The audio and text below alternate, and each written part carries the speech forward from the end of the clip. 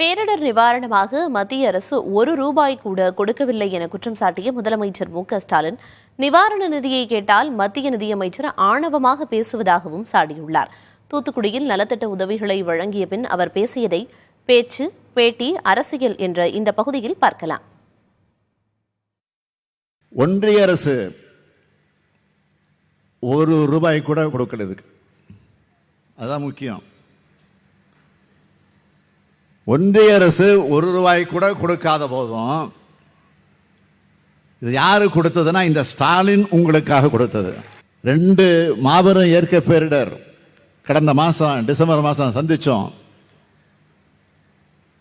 இதனால ஏற்பட்ட பாதிப்புகளை சரி செய்ய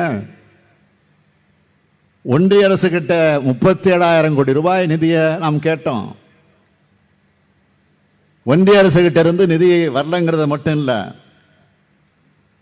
தேர்தல் வரப்போகுத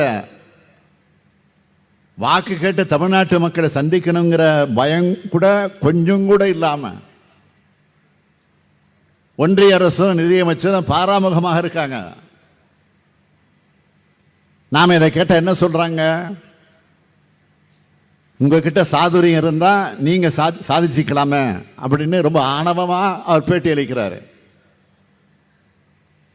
அது அவரை வகிக்கிற பதவிக்கு அழகல்ல. எங்க கிட்ட சாதுரியம் இருக்கிறதுனால தான் இந்தியாவோட தலைசிறந்த மாநிலமா தமிழ்நாட்டை மாத்தி காட்டி இருக்கோம்.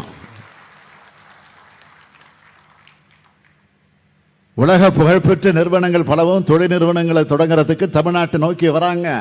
என்ன காரணம்? எங்களுடைய வளர்ச்சியை பார்த்து தானே வராங்க. தமிழ்நாடு எல்லா துறைகளையும் முதலிடத்தை நோக்கி முன்னேறிட்டு இருக்கோம். அதுக்கு காரணம் திராவிட மாடல் அரசுடைய சாமர்த்தியம் தானே. ஒன்றிய பாஜக அரசோட இடைக்கால தடைகளையும் தாண்டித்தான் இந்த வெற்றியை பெற்று வரும். எத்தகைய இடர் வந்தாலும் யாரையும் எதிர்பார்த்து காத்திருக்காம மக்கள் பணியாற்றும் ஆட்சிதான் திராவிட முன்னேற்ற கழகத்தினுடைய ஆட்சி. உங்களுக்காக களத்தில் இருக்கிற ஆட்சி தான் திமுக ஆட்சி.